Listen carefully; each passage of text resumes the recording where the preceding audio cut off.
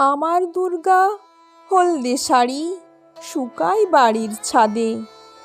আমার দুর্গা সব যন্ত্রণা একলাই বুকে বাঁধে। আমার দুর্গা ঘরে সংসারে অক্লান্ত খেটে চলে। আমার দুর্গা একটু কষ্টে ডাকে আয় খোকা বলে। আমার দুর্গা রান্না বাটিতে রসুন গন্ধ মাখে। আমার দুর্গা জন্মদাত্রী মা বলে ডাকি যাকে।